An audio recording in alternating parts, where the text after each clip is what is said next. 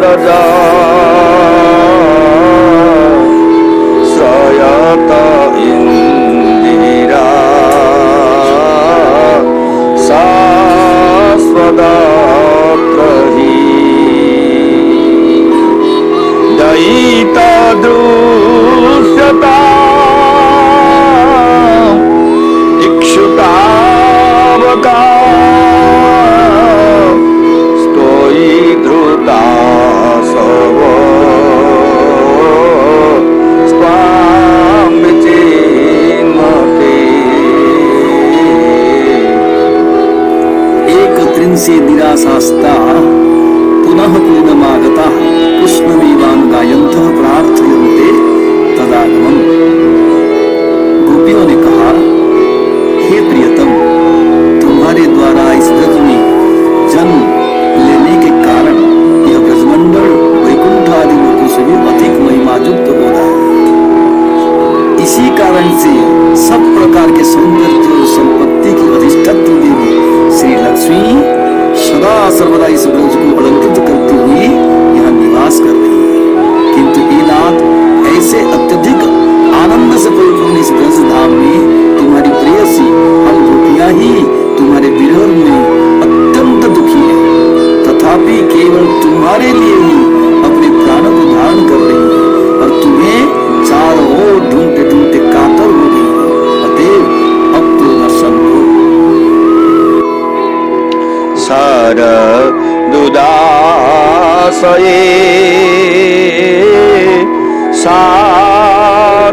साधुजातसा सरसिजो दर श्रीमुषादृशा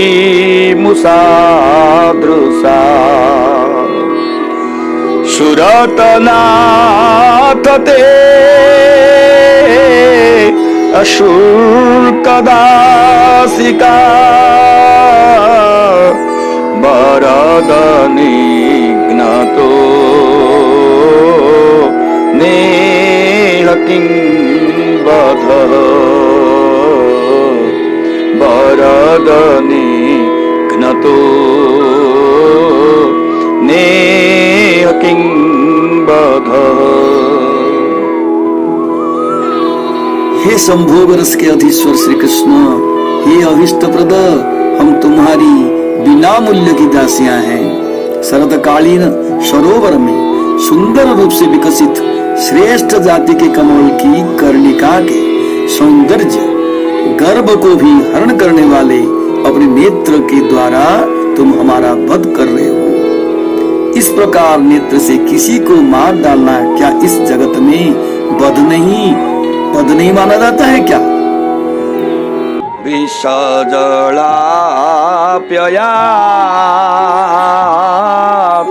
व्यालराक्षसा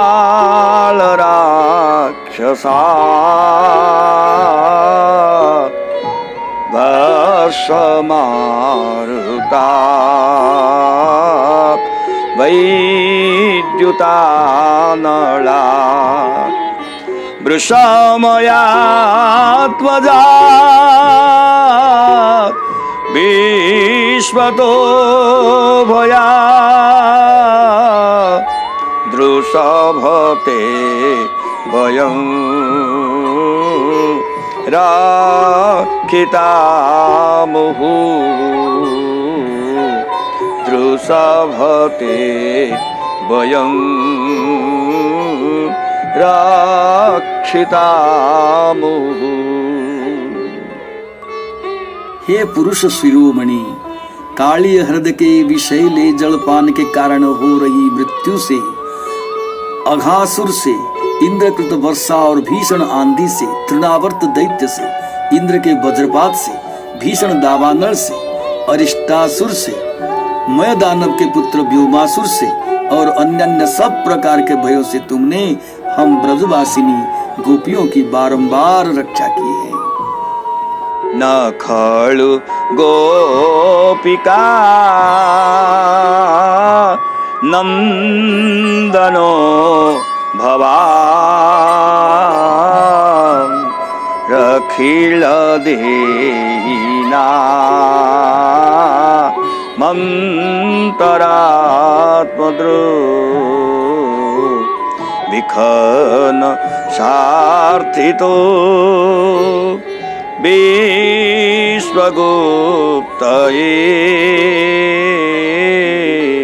सख उदेवान्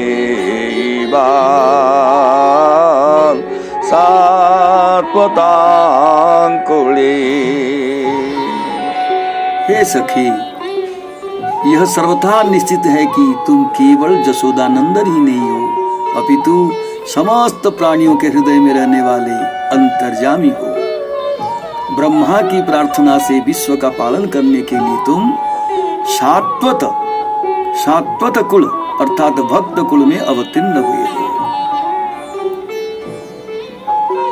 इसके अतिरिक्त तुम तो विश्व का पालन करने के लिए अवतीर्ण हुए हो, इसीलिए तुम्हें किसी की भी उपेक्षा नहीं करनी चाहिए और विशेषकर अपने भक्तों के प्रति तुम्हारी उपेक्षा तो नितांत अनुचित है। इसी अभिप्राय से गोपियां न खोलो इत्यादि कह रही हैं। हे सखे, तुम निश्चित ही जसोदानंदन नहीं हो, अपितु समस्त प्राणियों की बुद्धि के साक्षी हो। यदि श्री कृष्ण आपत्ति करे कि बुद्धि का साक्षी पुरुष परमात्मा क्या कभी दृष्टिगोचर हो सकता है, इसके लिए ही गोपियां कह रही हैं, विश्व के पालन रक्षा के लिए ब्रह्मा द्वारा प्रार्थना किए जाने के कारण ही साक्षी पुरुष तुम सात्वत कुल में आविर्भूत होकर दृष्टिगोचर हुए हो। विरचिता भयं वृष्णिधूर्यते चरणमीयुषां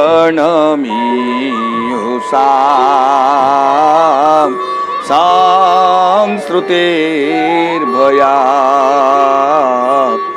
करसरोरुहं कान्तकामदं शिरसि धेहि नः श्रीकरग्रहं शिरसि धेहि नः श्रीकरग्रहं।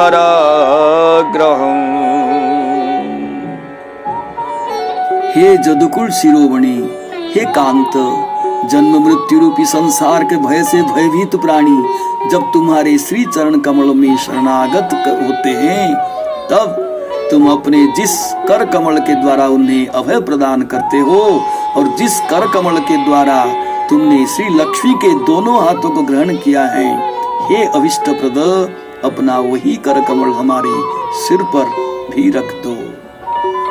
इसीलिए तुम अपने भक्तों हम लोगों की इन 4 प्रार्थनाओं को पूर्ण करो। विरचिता भयम इत्यादि में आरंभ कर क्रमशः 4 श्लोकों में गोपियां इन्हीं प्रार्थनाओं के विषय में कह रही हैं। हे वृष्णिकुल शिरोमणि, संसार के भय से भीत होकर जब कोई प्राणी तुम्हारे श्री चरणों में शरणागत होता है, तब तुम अपने जिस कर कमल से उन्हें अभय प्रदान करते हो और जिस कर कमल से तुमने श्री लक्ष्मी देवी के भी दोनों कर कमल को ग्रहण किए हो, हे कांत, हे सबके अभिष्ट को पूर्ण करने वाले, तुम अपने उसी कर कमल के द्वारा हमारे सिर पर आशीष अर्पण कर दो। ब्रज जनार्तिहं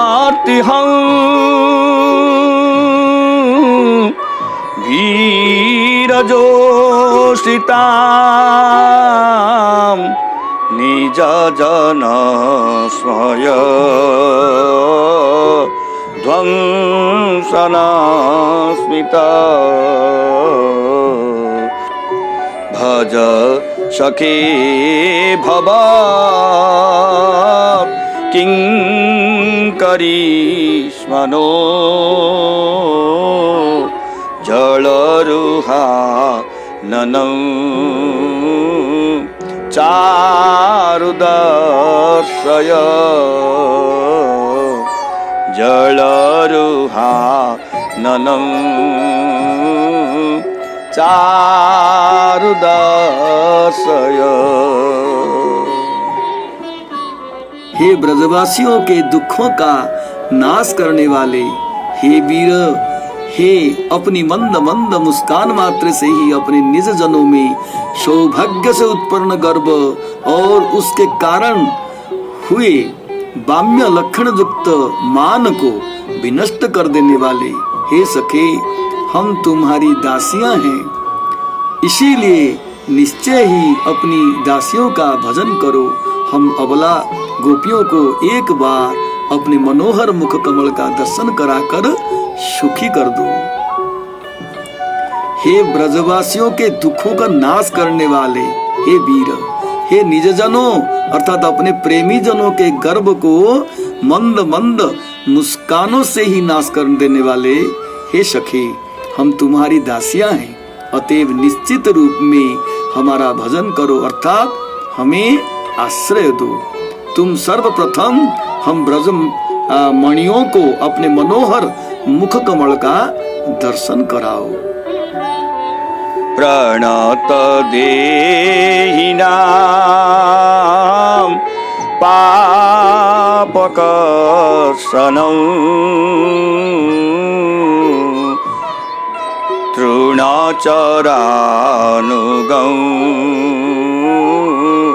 श्रीनिकेतनं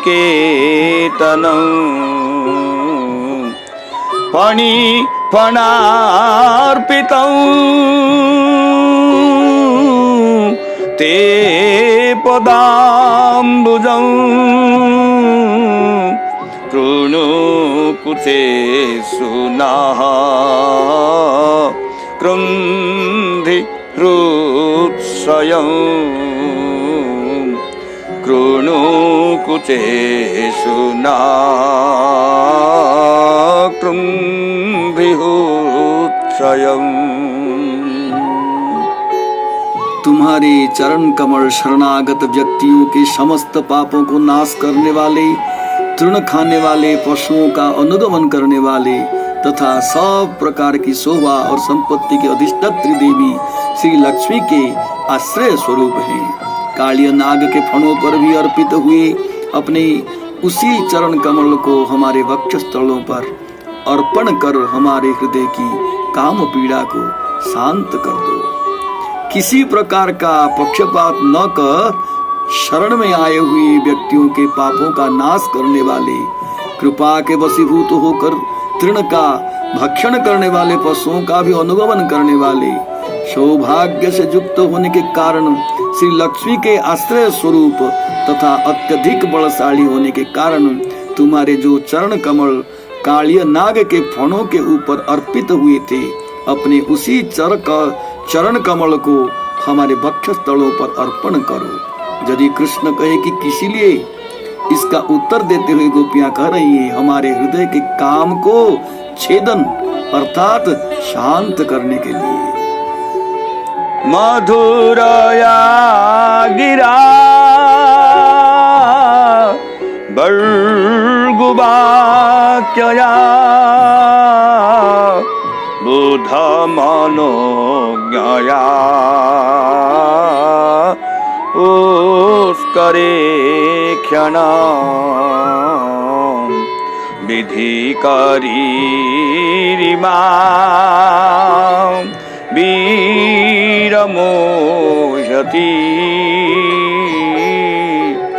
रथरसिधुना ताययस्वनः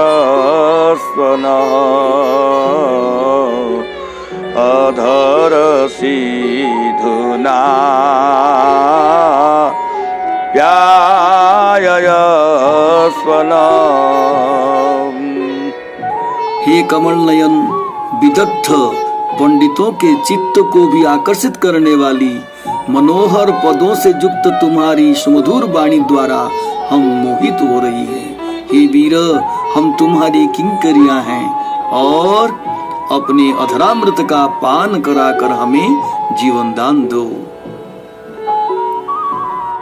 हे कमल नयन, विदग्ध अर्थात चतुर रसिक पंडितों के चित्त को भी आकर्षित करने वाली मनोहर पदों से युक्त तुम्हारी सुमधुर वाणी द्वारा हम मोहित हो रहे हैं। हे वीर, हम तुम्हारी किंकरियां हैं, अपने अधरामृत का पान कराकर हमें जीवन दान दो। हे कमल नयन, विदग्ध पंडितों के चित्त को अर्थात उनकी गंभीरता को भी हरण कर लेने वाली मनोहर पदों से युक्त तुम्हारी सुमधुर वाणी द्वारा हम मोह को प्राप्त हो रही है। हे वीर, हम तुम्हारी दासियां हैं, अपने अधरामृत का पान कराकर हमें संजीवित करो। तुम्हारा कथारूप अमृत तुम्हारे विरह से कातर लोगों के लिए जीवन स्वरूप है। विज्ञ व्यक्ति अर्थात ब्रह्मा, शिव, चतुस्सन आदि कविगण भी उसकी स्तुति किया करते हैं। तुम्हारी कथा प्रारब्ध और अप्रारब्ध पापों का नाश करने वाली है और श्रवण मात्र से ही मंगल प्रदान करने वाली, प्रेम रूपी संपत्ति को प्रदान करने वाली तथा कीर्तन करने वाले के द्वारा विस्तारित होती है। अतएव जो व्यक्ति इस संसार में तुम्हारी लीला कथा का कीर्तन करता है वही सर्वश्रेष्ठ दाता है। तुम्हारा कथारूप अमृत तुम्हारे विरह से कातर लोगों के लिए जीवन स्वरूप है। विज्ञ व्यक्ति अर्थात ब्रह्मा, शिव, चतुस्सन आदि कविगण भी उसकी स्तुति किया करते हैं। तुम्हारी कथा प्रारब्ध और अप्रारब्ध पापों का नाश करने वाली है और श्रवण मात्र से ही मंगल प्रदान करने वाली, प्रेम रूपी संपत्ति को प्रदान करने वाली तथा कीर्तन करने वाले के द्वारा विस्तारित होती है। अतएव जो व्यक्ति इस संसार में तुम्हारी लीला कथा का कीर्तन करता है वही सर्वश्रेष्ठ दाता है। यहाँ गोपियां कुछ और भी कह रही है। तुम्हारे विरह में हम मृत्यु तुल्य अवस्था में पहुंच चुकी थी, किंतु सुकृतिवान लोगों ने तुम्हारे कथामृत का पान कराकर उस मरण से हमें वंचित कर दिया। यहाँ प्रथम अर्थ में यदि श्री कृष्ण कहे कि हे विचार लुब्धागण, मैं बहुत ही दुर्लभ हूँ, यह जानकर भी तुम सब मेरे प्रति ऐसा अनुराग क्यों प्रकाश कर रही हो? और यदि मेरे प्रति ऐसा अनुराग करती भी हो तब मेरी कथा के श्रवण द्वारा ही संतुष्ट हो जाओ। इसी आशंका से ब्रजवासियों प्रहसितम इत्यादि 3 श्लोकों के द्वारा प्रियतम श्री कृष्ण के ही पूर्व अनुरागमय चरित्र पर दोषारोप कर रही है। और द्वितीय अर्थ में हे प्रिय, हम तुम्हें अवश्य ही प्राप्त करेंगी, ऐसी आशा करके भी अब हम बहुत दिन तक जीवित रहने में समर्थ नहीं है। अर्थात जिसने तुम्हें कभी नहीं देखा है, जो तुम्हारी विचित्र विलास भंगी को नहीं देखने के कारण तुम्हारे साथ मिलने की आशा से प्रलुब्ध नहीं हुआ है, जिसने तुम्हारे प्रेममय मधुर वचनों को श्रवण नहीं किया है, वह तो तुम्हारी कथा के श्रवण से संतुष्ट होकर तुम्हारी प्राप्ति की आशा में जीवन धारण कर सकता है। परंतु तुमने अपने उद्भट हास्य, हमारे प्रति प्रेम पूर्ण निरीक्षण, अपने लीला विहार जिसका ध्यान मात्र ही हृदय में आशाओं को बांधने वाला है तथा निर्जन में कही गई हृदय को स्पर्श करने वाली नर्म उक्ति आदि द्वारा हमें बहुत प्रकार से प्रलुब्ध करके हमारे चित्त में एक ऐसी व्याकुलता का संचार कर दिया है कि अब हम तुम्हारे क्षण काल के अदर्शना को भी सहन करने में समर्थ नहीं हो पा रही हैं। अपने इन्हीं भावों को व्यक्त करने के लिए ही गोपियों प्रहसितम इत्यादि कह रही हैं। प्रथमतः प्रहसितम अर्थात हमारे दर्शन मात्र से ही अपने में भावोल्लास के कारण तुम में प्रकृष्ट रूप से हास्य अर्थात स्वाभाविक मंद मंद मुस्कान तथा उससे भी किंचित उद्भट हास्य उदित होता था। यदि श्री कृष्ण कहे कि मेरा वो हास्य कैसा था, इसका उत्तर देते हुए गोपियां कह रही हैं प्रेम वीक्षितम अर्थात वो हास्य तुम्हारे प्रेम कटाक्ष से युक्त होकर अभिनव रूप धारण करने वाला होता था। पहले विशेष रूप से हंसकर और तत्पश्चात तुम अनुराग मिश्रित सप्रेम कटाक्ष निक्षेप किया करते थे। उसे देखकर हमें लगता था धैर्य, लज्जा, कुल, भय इत्यादि का त्याग कर हम तुम्हारे चरणों की दासी बनकर अपने जीवन को सार्थक बना ले। इस प्रकार अपने उद्भट हास्य और सप्रेम निरीक्षण से तुम हमें आत्महारा कर देते थे। तदनंतर विहरणम अर्थात अपने समान आयु वाले सखाओं के साथ तुम्हारी क्रीड़ा विशेष। यदि श्री कृष्ण कहे कि वो क्रीड़ा विशेष कैसी थी, उसके लिए गोपियां कह रही हैं ध्यान मंगलम, ध्यान करने मात्र से मंगल प्रदान करने वाली थी। अर्थात उन क्रीड़ाओं का अनुचिंतन ही तुम्हारे साथ मिलने की आशा का पोषण करने वाला था, क्योंकि वे क्रीड़ाएं तुम्हारी अपने भावनाओं अर्थात हमारे साथ तुम्हारे मिलने की अभिलाषाओं के प्राकट्य में परिपूर्ण थी। अर्थात वैशी क्रीड़ा करते समय अपने बाएं हाथ को सखा के कंधे पर तथा दाएं हाथ से लीला कमल को घुमाते हुए तुम अपनी ऐसी मनोहर अंग भंगी प्रकाश करते, जिसे देखकर हम अनिर्वचनीय भाव समुद्र में डूब जाती। वो लीला तुम्हारे अपने भावों की अभिव्यक्ति से युक्त थी, अर्थात उसके द्वारा हमारे प्रति तुम्हारे मानसिक भाव प्रकाशित होते थे। इसीलिए उस अंग भंगी की बात मन में आते ही तुम्हारे साथ मिलने के लिए हृदय में एक प्रकार लालसा जग उठती है। तदनंतर रहसी संविदः अर्थात स्वयं किसी दूरवर्ती निर्जन स्थान पर जाकर वेणुवादन के द्वारा हम लोगों के नाम ले लेकर तुम्हारा हमारे साथ विभिन्न प्रकार से नर्मालाप करना। यदि श्री कृष्ण कहे कि यह नर्मालाप किस प्रकार का था, इसका उत्तर देते हुए गोपियां कह रही हैं वह हृदय स्पर्शी था, अर्थात वही हम लोगों को हृदयंगम होता था। ऐसा कहने से उस नरमोक्ति का अन्य सभी विलासों से अंतरंगत्व प्रदर्शित हुआ है। यहाँ या अर्थात जो शब्द का अर्थ चमत्कार विशेष है, अर्थात तुम्हारे द्वारा निर्जन में की गई नरमोक्ति चमत्कार विशेष से युक्त होने के कारण हृदय स्पर्शी थी। तदनंतर मूल में जो हृदय स्पर्श पद हैं, उसके लिंग और विभक्ति को यथानुसार परिवर्तन कर प्रहसितम, प्रेम वीक्षणम, विहरणम और रहस्य संविदः इत्यादि पदों के साथ अन्वय करना होगा, क्योंकि ये सभी व्यवहार के हृदय स्पर्शी हैं। यहाँ कुहक अर्थात हे कपट कहने का तात्पर्य यह है कि तुम्हारे वे मधुर हास्य इत्यादि परिणाम में दुखमय हैं, अर्थात इस विषय में कपटता के अतिरिक्त तुम्हारा और कोई उद्देश्य नहीं है, तथा वो तुम्हारे जैसे श्रेष्ठ कपटी के द्वारा ही संभव है, यह भाव है। अब तुम्हारा वही मंद मंद हास्य कटाक्षपात द्वारा मिलने के लिए किया गया संकेत नर्म आलाप आदि नव नवायमान होकर हम लोगों को क्षुब्ध अर्थात व्याकुल कर रहा है। क्षुब्ध होने का कारण बतलाती हुई कह रही है प्रिय अर्थात हे लोभन, तुम ही हमारे एकमात्र प्रिय हो, अर्थात हमारे मन को लुभाने वाले हो, तथा तुम में ही हमारी प्रियता अर्थात अनुराग होने के कारण हम निरंतर मन में क्षोभ अर्थात दुख को अनुभव कर रही हैं। हाय, इस समय तुम पुनः हमें वंचित कर रहे हो, ठग रहे हो। इसी अभिप्राय से गोपियां श्री कृष्ण को हे कुहक अर्थात हे कपटी कहकर संबोधन कर रही हैं। हे नाथ, हे कांत, जब तुम गौ आदि पशुओं को चराते हुए ब्रज से गमन करते हो, तब तुम्हारे कमल के समान सुकमोल चरण तल सुखी धान के सूक्ष्म अग्रभाग कुश आदि नुकुली घास कंकड़ आदि के चुभ जाने से दुखते होंगे। ऐसा सोचकर हमारा मन बहुत बेचैन हो जाता है। दीना परीक्षये नीलकुंतलै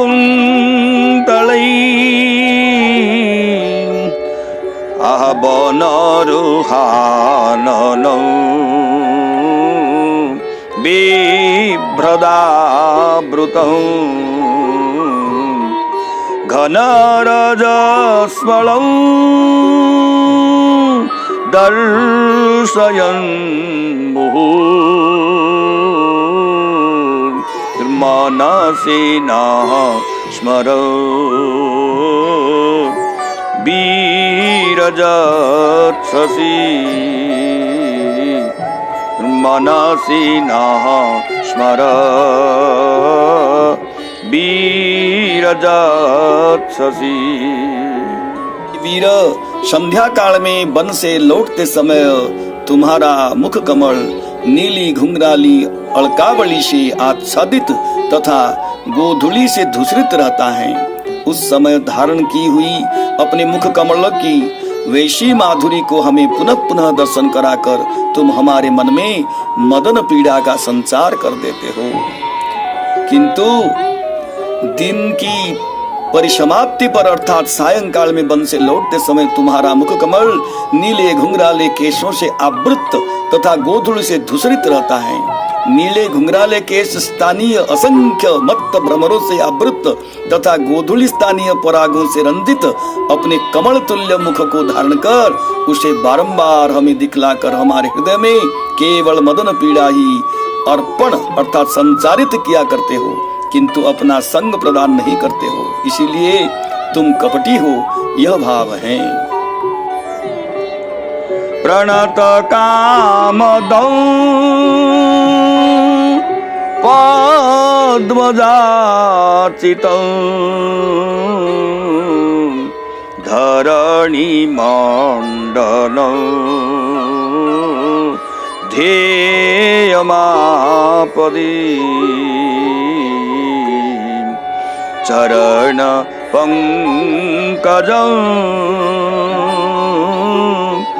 संतमं च ते रमण नस्तने समर्पयाधिहं।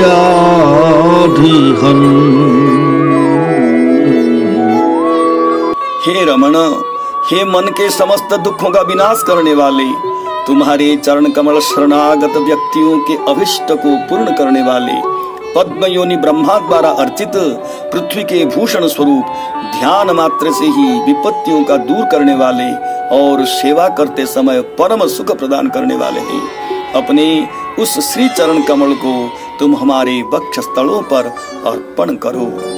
अतः अभी अपनी कपटता का परित्याग कर हमारी इच्छा को पूर्ण करो। प्रणत कामदंग इत्यादि 2 श्लोकों के द्वारा गोपियां यही प्रार्थना कर रही हैं। हे मन की समस्त पीड़ाओं को हरने वाले, हे रमण, ब्रह्मा आदि के द्वारा अर्चित विपत्ति काल में ध्यान करने मात्र से विपत्तियों को दूर करने वाले, सेवा के समय में परम सुख स्वरूप अपने उस चरण कमल को हमारे काम ताप को शांत करने के लिए हमारे वक्ष स्थलों पर अर्पण करो।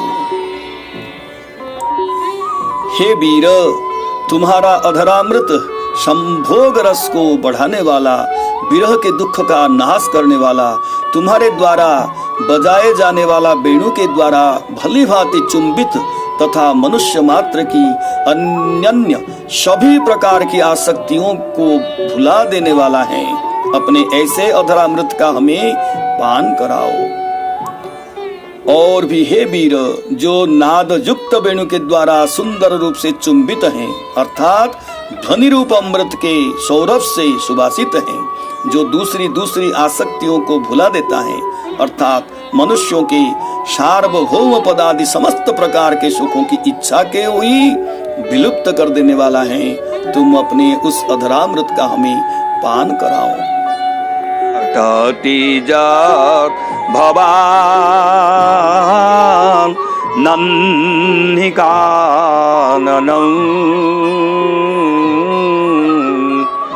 त्रुटियुगायते त्वामपश्यताम् कुटिलकुन्तलं श्रीमुखं च ते जड उदीक्षताम् पक्वक्रुद्रुसाम् जड उदीक्षताम् पाक्वक्रुद्रुसाम्।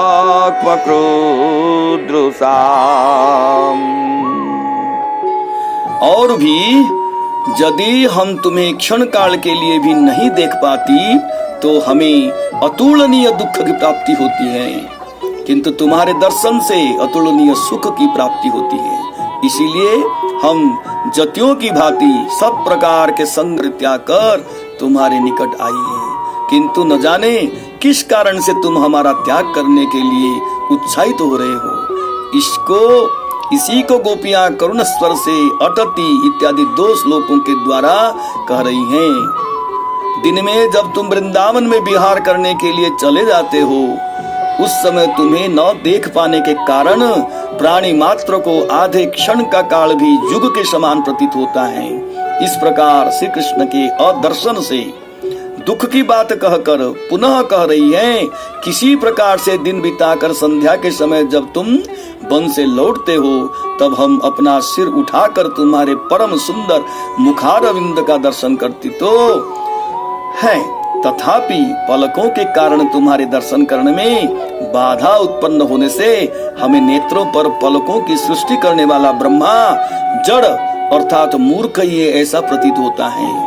उस दर्शन के बीच में निमेष मात्र काल की विघ्न बाधा भी असहनीय होती है। इसके द्वारा दर्शन काल में सुख का ही होना उक्त हुआ है। पति सुतान्मय भ्रातृबान्धवा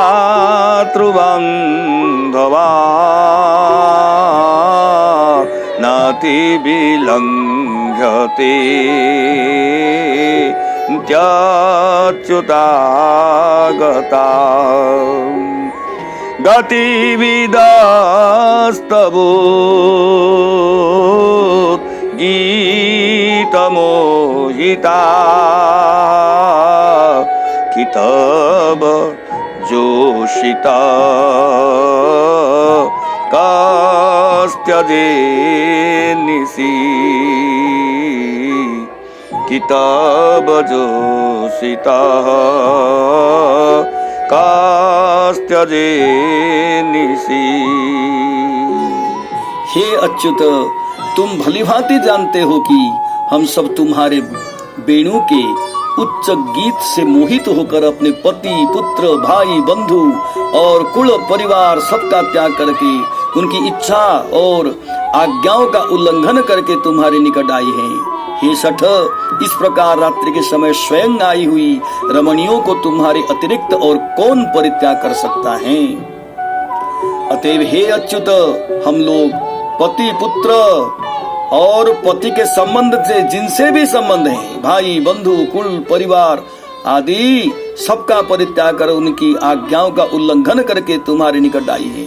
यदि श्री कृष्ण पूछे कि किस प्रकार से तुम्हारा इधर आगमन हुआ, गतिविदः अर्थात हमारे आगमन के कारण को तुम जानते हो, अथवा तुम विविध प्रकार के गीत की अर्थात विविध स्वरालाप के कौशल तथा उसके परिणाम को जानते हो, अथवा तुम्हारी गति स्वभाव हम लोगों भी जानती हैं और जानकर भी तुम्हारे उच्च स्वर के गीत से मोहित होकर तुम्हारे निकट आई हैं। हे कितव अर्थात हे सठ, रात्रि काल में इस प्रकार से स्वयं आई हुई स्त्रियों हम गोपियों को तुम्हारे अतिरिक्त और कौन पुरुष परित्याग कर सकता है?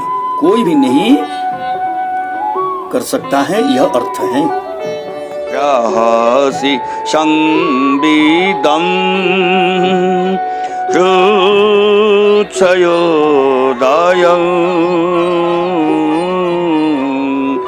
रहसि ताननं प्रेम वीक्षणं बृहदुरा श्रियो वीक्ष्यधामते मुहुरति स्पृहा मोयते मना मुहुरति स्पृहा मोह्यते मनः। हे नाथ, तुम्हारे द्वारा एकांत में किया गया आलाप, काम भाव का उद्दीपक मंद मंद मुस्कान से युक्त तुम्हारा मुख कमल, हमारे प्रति तुम्हारा प्रेम भरा निरीक्षण और लक्ष्मी जी का नित्य निवास स्थान तुम्हारा विशाल वक्षस्थल, इन सब का दर्शन कर हमारी तुमसे मिलने की लालसा अत्यधिक बढ़ गई थी तथा उसके कारण हमारा मन बारंबार मुग्ध हो रहा है। हे नाथ, हम क्या करें? तुम्हारी 5 प्रकार की मोहन क्रियाएं कामदेव के 5 बाणों की भांति हमारे नेत्रों के छिद्रों से अंतर में प्रवेश कर हमारे हृदयों को दग्ध कर रही है। तुम्हारी 5 प्रकार की मोहन क्रियाओं को हम बतला रही हैं। प्रथम, रहस्य संविदम अर्थात निर्जन में तुम्हारा रति प्रार्थना को प्रकाश करने वाला संभाषण। द्वितीय, हृत्सयोदयम अर्थात हम लोगों को देखकर तुम्हारे चित्त में काम भाव का उदय अर्थात रति की अभिलाषा। तृतीय, प्रहसिताननम अर्थात तुम्हारा सुंदर रूप से मंद मंद मुस्कान युक्त मुख कमल। चतुर्थ, प्रेम वीक्षणन अर्थात तुम्हारा सप्रेम ईक्षण। पंचम, लक्ष्मी जी का निकेतन अर्थात समस्त शोभा का आश्रय स्थल तुम्हारा विशाल और ऊंचा वक्षस्थल। इन सबको विशेष रूप से बारंबार देखकर हमारे मन में तुम्हारे संग की अत्यधिक लालसा उदित होती है और उसी लालसा से हमारा मन मुग्ध हो रहा है अर्थात उसी उत्कंठा की अत्यधिक ज्वाला से हम मूर्छित हो रहे हैं। अतएव तुम्हारे द्वारा परित्यक्त हम लोगों में तुम्हें पूर्व में देखकर ही जो हृदरोग अर्थात हृदय में जो काम भाव उत्पन्न हो चुका है उसका निदान तुम्हारे संग के बिना अन्य किसी भी प्रकार की चिकित्सा से नहीं हो सकता। अतएव तुम अपने संग रूपी औषधि के द्वारा ही हमारे इस हृदय रोग की चिकित्सा करो। इसी अभिप्राय से गोपियां रहस्य इत्यादि श्लोक कह रही हैं। श्री लक्ष्मी जी के विलासस्थान स्वरूप तुम्हारे विशाल वक्षस्थल को देखकर हमारे हृदय में अत्यधिक लालसा उत्पन्न हुई है और वही हमारे मन को बारंबार मोहग्रस्त कर रही है। हे कृष्ण, तुम्हारा आविर्भाव ब्रजवासियों के दुखों का संपूर्ण रूप से नाश करने वाला और विश्व का समस्त प्रकार से मंगल करने वाला है। एकमात्र तुम्हारी ही कामना करने वाला हमारा मन हृदय रोग से पीड़ित हो रहा है। अतएव कृपणता का परित्याग कर अपने निजजन हमारे हृदय रोग को दूर करने वाली औषधि का किंचित दान करो।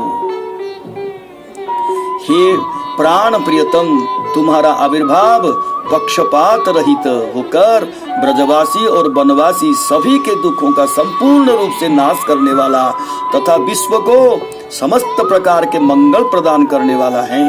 हमारा मन केवल तुम्हें प्राप्त करने की दृढ़ कामना से युक्त हुआ है। अतएव अपने स्वजनों हम गोपियों के इस मानस अर्थात हृदय रोग को दूर करने के लिए कृपणता का परित्याग करके औषधि का किंचित दान करो। यदि श्री कृष्ण पूछे कि वह औषधि क्या है, इसके उत्तर में गोपियां कह रही हैं कि स्वजनों के हृदय रोग को निवारण करने वाली अत्यंत गोपनीय औषधि। उस औषधि को उल्लेख नहीं करने का गूढ़ अभिप्राय यह है कि उस औषधि को केवल तुम ही जानते हो, तुम्हारे अतिरिक्त दूसरा और कोई नहीं जानता है। यत्ते सुजात चरणाम उरुहं स्तनेषु भीतासनिः प्रियदधि महिकर्कशेषु तेनाटवी मटसि तत् व्यथते न किंस्वी कूर्पादिभिः भ्रमति धीर भवदायुषाङ्नः कूर्पादिभिः भ्रमति धीर निर्भवदायुषान्नः। इति श्रीमद्भागवते महापुराणे पारमहंस्यां संहितायां दशमस्कन्धे पूर्वार्धे रासक्रीडायां गोपीगीतं नाम एकत्रिंशोऽध्यायः। अथ द्वात्रिंशोऽध्यायः। श्रीशुकोवाच इति गोप्यः प्रगायन्तः प्रलपन्तश्च चित्रधा रुरुदुः सुस्वरं राजन् कृष्णदर्शनलालसाः। तासामाविरभूत्सौरी स्वयमान मुखाम्बुजः पीताम्बरधरस्रग्वी साक्षात् मन्मथः। पीताम्बरधरस्रग्वी साक्षात् मन्मथः।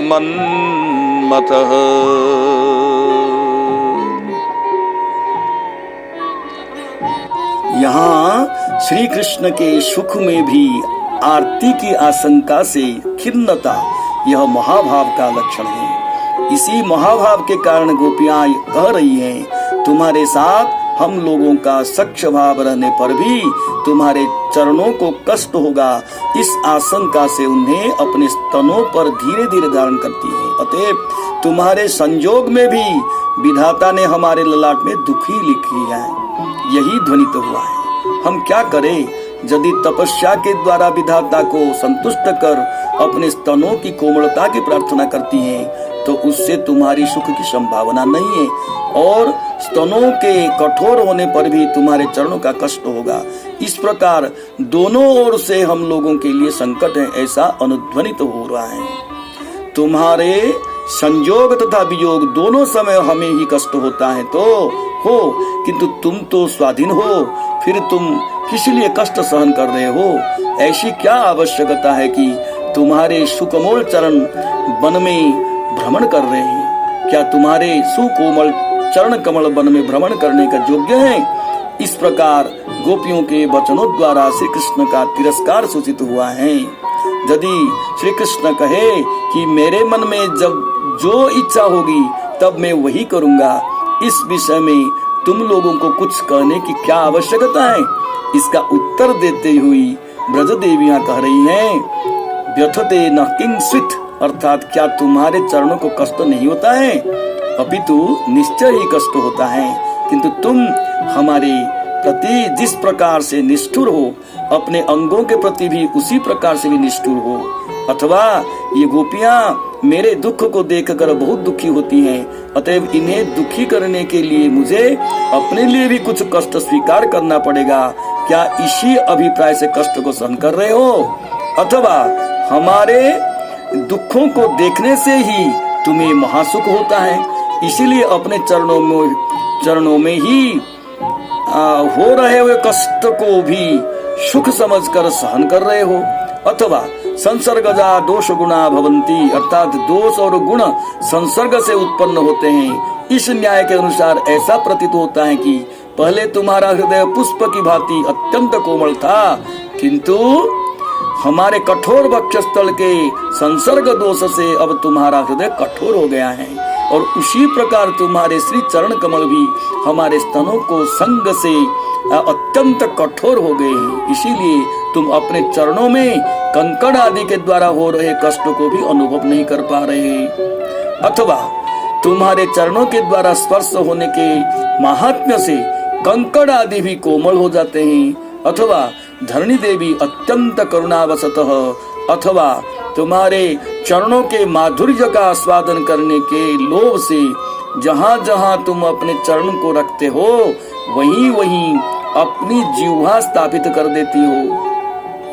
अथवा तुम हम लोगों से भी अधिक विशाल प्रेम के समुद्र हो, अर्थात तुम में हमसे भी अधिक प्रेम है। इसलिए दुर्भाग्यवशतः हमारे विरह से संतप्त होकर उन्माद दशा को प्राप्त हुए हो और वन वन में भटकने पर भी अपने चरणों की पीड़ा को अनुभव नहीं कर पा रहे हो इत्यादि नाना कारणों के विचार करते हुए हमारी बुद्धि भ्रमित हो रही है, किंतु हम किसी भी एक कारण को निश्चित नहीं कर पा रहे हैं। यही भावार्थ है। यदि श्री कृष्ण आपत्ति करे कि तुम लोग अपने इस सामान्य दुख को कितने बड़े दुखों के रूप में प्रकाश कर रही हो, किंतु मैं तुम लोगों के इस दुख को दुख नहीं समझता हूँ, क्योंकि अभी भी तुम्हारे शरीर में प्राण है। इसकी आशंका से गोपियां कह रही हैं, भवदायुषांग नः, अर्थात तुम में ही हमारी आयु समर्पित है, अथवा तुम ही हमारे आयु हो। यदि तुम कुशल मंगल रहोगे तो ऐसे हजारों कष्ट आने पर भी हमारी आयु का नाश अर्थात हमारी मृत्यु नहीं हो सकती। इसका भावार्थ यह हुआ कि तुम्हारी भांति ही हम लोगों को दुख देने के लिए प्रवृत्त होकर विधाता ने विचार पूर्वक स्थिर किया है कि यदि इस समय इन गोपियों की आयु इन गोपियों में ही स्थापन करूं तो मेरे द्वारा प्रदत्त रति संताप से दग्ध होकर ये तुरंत ही मर जाएगी। अतएव इनके मर जाने से मैं किसी दुख प्रदान करूंगा। इसीलिए मैं इन गोपियों की आयु अपने समान धर्म वाले तथा बंधु श्री कृष्ण में अर्पण कर देता हूँ, जिससे कि हजारों कष्टों में भी जीवित रहकर इन गोपियों को यथेष्ट रूप में अपार दुख का भोग कर पाऊं। अतएव हे कृष्ण, विधाता की ऐसी अभिलाषा से ही हम इतने कष्ट में भी मर नहीं पा रही हैं।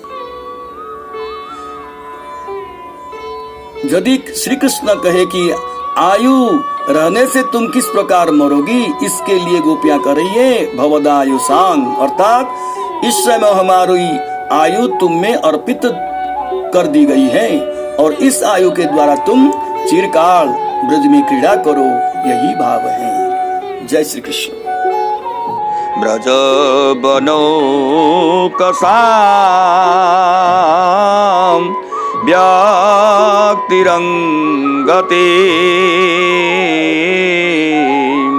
ब्रुजीनाहं व्यलं विश्वमंगलम् त्यज मनाक्तना त्वा स्पृहात्वना स्वजन हृद्रुजा यान्निषूदनं स्वजन हृद्रुजा यान्निषूदनं। ईशुकोवाच इति गोप्यः प्रगायन्त्यः प्रलपन्त्यश्च चित्रधा रुरुदुः सुस्वरं राजन् कृष्ण दर्शन लालसाः। इस प्रकार ब्रज देवियां श्री कृष्ण का दर्शन प्राप्त करने के लिए अत्यंत उत्कंठित होकर प्रगायन्त्यः अर्थात अत्यधिक रूप में प्रेम के उत्पन्न होने के कारण उच्च स्वर से गान करने लगी। कदाचित विकलता के कारण अत्यधिक रूप में विलाप करने लगी, अथवा विरह व्याकुलता के कारण कुछ कुछ अनर्थक वचनों का प्रयोग कर जल्पना करने लगी, अथवा उक्त रूप बहु प्रकार से गान और प्रलाप करती हुई करुण और दीर्घ अर्थात उच्च स्वर से रोदन करने लगी। श्री कृष्ण के दर्शन की लालसा से ब्रज देवियों का वैसा आचरण युक्त ही है। इसीलिए श्री सुखदेव गोस्वामी कह रहे हैं, हे राजन, इस प्रकार आरती पूर्वक संबोधन किए हैं। तासामाभिरभुत्सौरीः श्वयमानमुखम्बुजः पीताम्बरधरः स्रग्वि साक्षान्मन्मथ मन्मथः। उसी समय उन रोदनकारी ब्रजदेवियों को उनके बीच में सूर्यवंश के शिरोमणि श्री कृष्ण प्रकट हो गए। उनका मुख कमल मंद मंद मुस्कान से खिला हुआ था। वे गले में बनमाला और शरीर पर पीतांबर धारण किए हुए थे। उनका वह रूप सौंदर्य सबके मन को मथ डालने वाला, साक्षात कामदेव के मन को भी मथने वाला था। यहाँ श्री विश्वनाथ चक्रवर्ती पाद ने अपने टीका में लिखते हैं, परमहंस शिरोमणि श्री सुखदेव गोस्वामी ने श्री कृष्ण के लिए शौरी संबोधन प्रयोग द्वारा मानो स्वयं दुखित होकर गोपियों का पक्ष लेते हुए श्री कृष्ण के प्रति ईर्षा प्रकाश की है।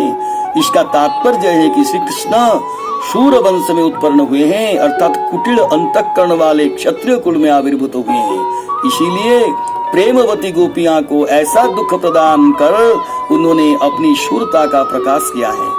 यदि श्री कृष्ण क्षत्रिय न होकर सरल अंतःकरण युक्त गोपी जाति के होते तो वे कभी भी गोपियों को ऐसा दुख नहीं दे सकते थे। इसीलिए गोपियों के दुख में भी उनका मुख कमल प्रफुल्ल है, परंतु वास्तव में गोपियों को आनंद देने के लिए ही वे अपने मुख कमल को प्रफुल्ल अर्थात मंद मंद मुस्कान युक्त करके प्रकट हुई।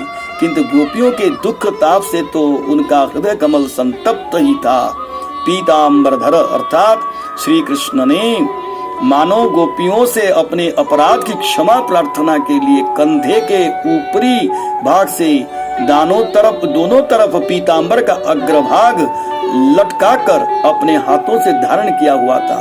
उन गोपियों के द्वारा पहनाई गई बनमाला को उन्हें दिखलाने के लिए ही श्री कृष्ण ने उसे अपने गले में धारण कर रखा था। श्री कृष्ण साक्षात मन्मथ हैं। इस वाक्य से बोध होता है कि वे समष्टिगत कामदेव के मन का भी मथन करते हैं। जो कंदर्प अपने पुष्प सर से जगत के जीवों को मोहित करते हैं, उस कंदर्प द्वारा श्री कृष्ण को मोहित करने के लिए आने पर वह स्वयं ही श्री कृष्ण द्वारा मोहित हो गए, अर्थात स्त्री भाव प्राप्त कर स्त्री शरीर से श्री कृष्ण की सेवा प्राप्त करने की उत्कंठा आकांक्षा करने लगे। इससे यह समझा जाता है कि मदन मोहन श्री कृष्ण और उनकी प्रेयसियां स्वरूपभूत कंदर्प सर से भी पीड़ित होकर रास आदि क्रीड़ा करने लगे। प्राकृत जगन मोहन कंदर्प सर की पीड़ा से मोहित होकर नहीं, क्योंकि रास आदि क्रीड़ाओं में प्राकृत कंदर्प का कोई अधिकार ही नहीं है। उस समय श्री कृष्ण द्वारा साक्षात मन्मथ रूप में अपने महामोहन माधुर्य अर्थात रूप सौंदर्य लावण्य वैदग्ध्य आदि का आविष्कार श्री कृष्ण विरहिणी गोपियों के वैसे विरह दुख को विस्मरण कराने के लिए हुआ था, ऐसा समझना चाहिए। जय श्री राधे, जय श्री कृष्ण।